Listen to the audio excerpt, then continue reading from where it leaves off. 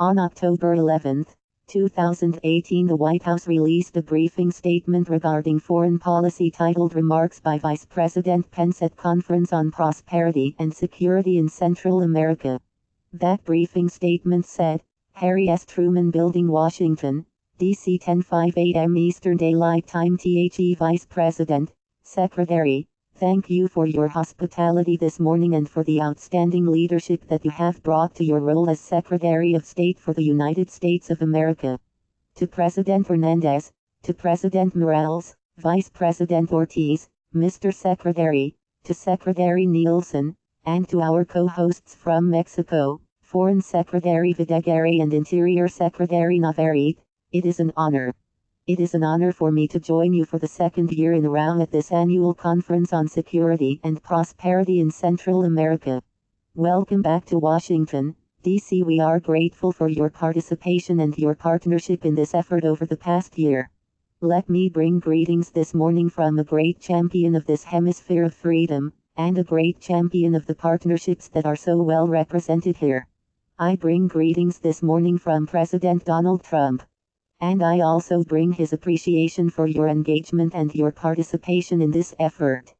Before I begin, let me also say that while we are here and our minds are focused on issues of great importance to your nations and ours, here in America our hearts and our minds and our efforts are focused on the Gulf Coast in the aftermath of Hurricane Michael.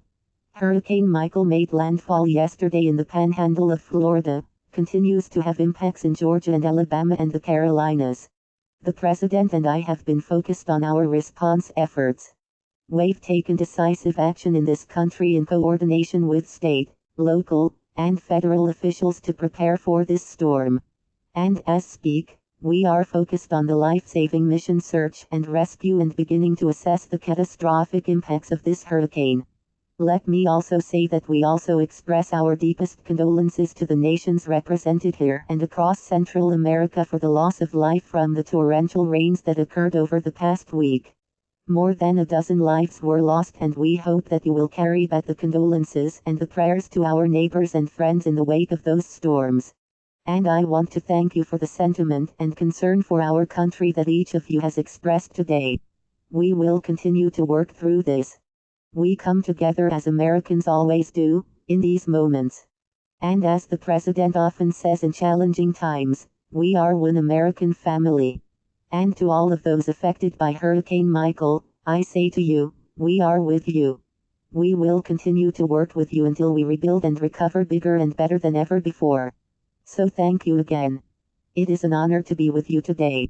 Last month, in an address before the United Nations, President Trump reaffirmed our commitment to build a stronger, safer, and more prosperous Western Hemisphere, and to helping our neighbors, in his words, build more hopeful futures in their home countries. That is the cause that brings us here today. It brought us together a year ago in Florida. The United States of America has never been more committed to strengthening our partnership with the nations in the Northern Triangle to help you tackle the problems facing our shared neighborhood.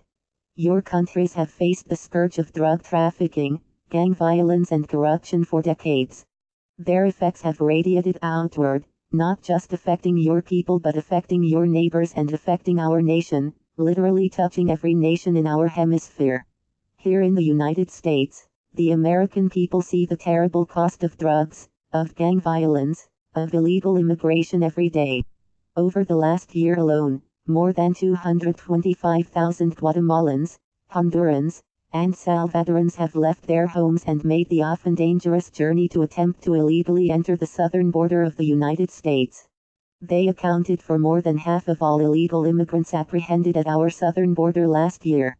And these numbers are growing. The number of people from El Salvador who tried to enter the United States illegally has declined, but the number from Honduras is up 61%. The number from Guatemala has increased by 75%. Our administration, through our Department of Homeland Security, has taken and will continue to take decisive action to confront this crisis. We've been making historic investments in border security and internal enforcement. We're enforcing our immigration laws with renewed vigor and resources. And we're working with the United States Congress to close the loopholes that human traffickers often use to entice vulnerable families to make the dangerous journey, at risk to themselves and their children, to come north.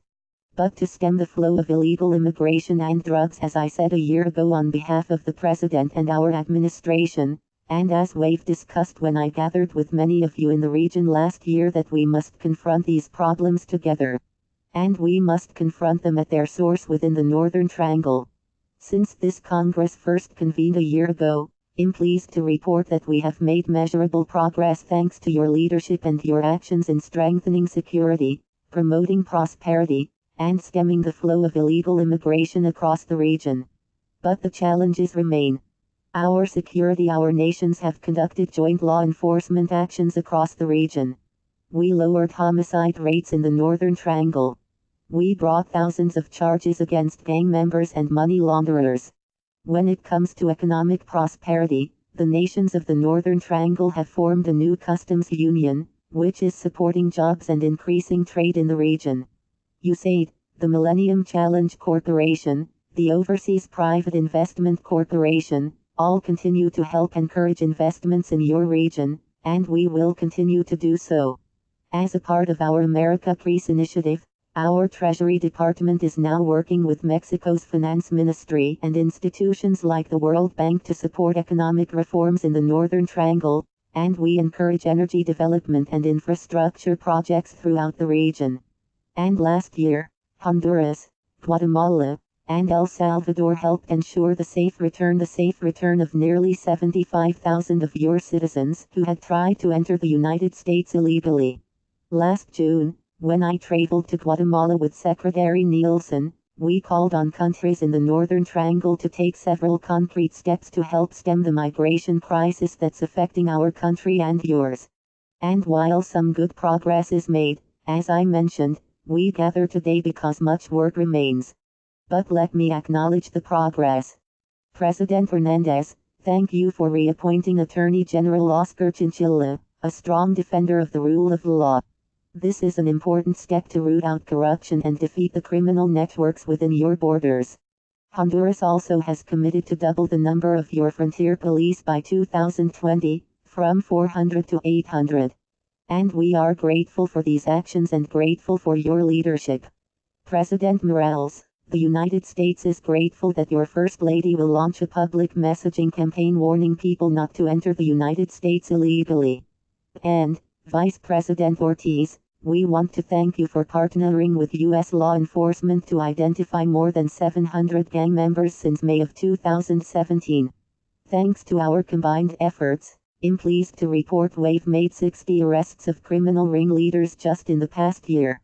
Finally, all three countries have agreed to deploy more law enforcement officials to the Joint Border Intelligence Group, which will allow us to share law enforcement information, stop criminals from crossing our borders to escape justice. We need each of you to follow through on that commitment, but we are grateful for the efforts that you have taken thus far. I can assure you that President Trump and I will continue to work with our Congress to address this crisis from our side of the border. The President will use his executive authority to help where he can and to take such actions as we deem necessary to see to the best interest and the security of the United States of America. We're going to continue to enforce our border, strengthen public safety, promote economic growth across the region, all of which is designed to stem the flow of illegal migration. But as I said, for all we've done before, we gather here today because there is more work to be done. President Hernandez, we encourage you, with great respect, to continue to redouble your efforts to increase the number of border police combating human trafficking. And we encourage you, with great respect, to make investments in border security as well. President Morales, with equal respect, we encourage you to devote even more resources to securing your border. Take full advantage of the border security task forces the United States has already established. We are anxious to work with you to ensure the sovereignty and territorial integrity of your country and ours. And, Vice President Ortiz, we encourage you to expand the Salvador Seguro program to keep reducing crime in your country, Strengthen your anti-extortion task forces and your vetted law enforcement units so they can work with us to defeat the gangs that are preying on your people and, when they make their way north of the border, preying on ours.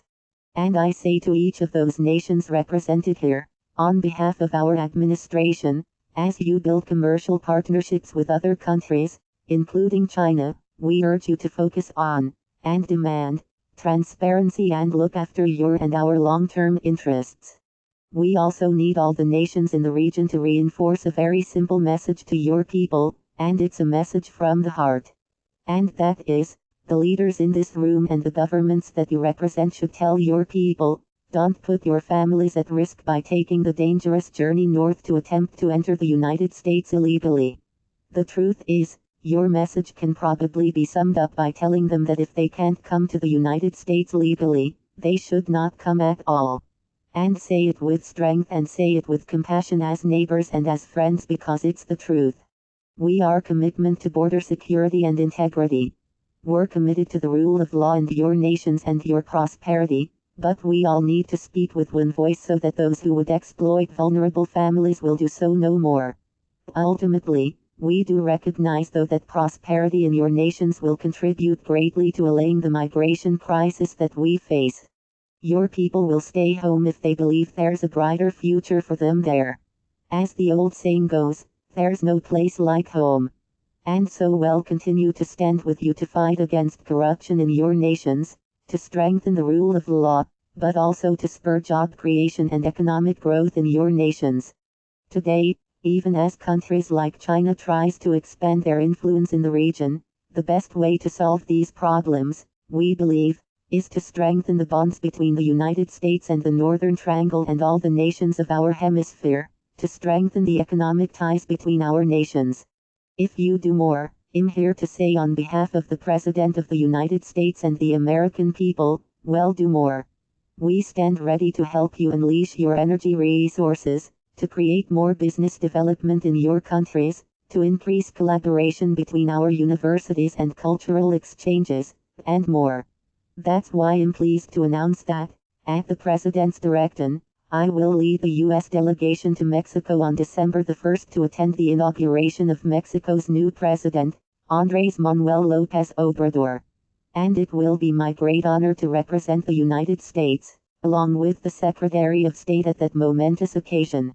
President Trump has had good discussions already with President-elect Obrador, and we are confident that under this leadership, and under the leadership of President Donald Trump, that the United States and Mexico will continue to work closely to advance our shared security and prosperity in the interests of our hemisphere. So I close by simply saying, thank you for joining us again for the second annual conference. Thank you for the efforts you have taken to date. They have impacted greatly the quality of life, the security, and the prosperity of your nations and ours. But let's resolve today to do more. Let's resolve in this discussion to find new ways to work together. Because in this hemisphere of freedom, as our nation prospers, as your nations prosper, we will stem the tide of this migration crisis. We will confront those who would do us harm through drug trafficking and gang violence. We will create greater opportunity and prosperity across this hemisphere of freedom, so help us God. Thank you all very much. END 10:19 a.m. Eastern Daylight Time.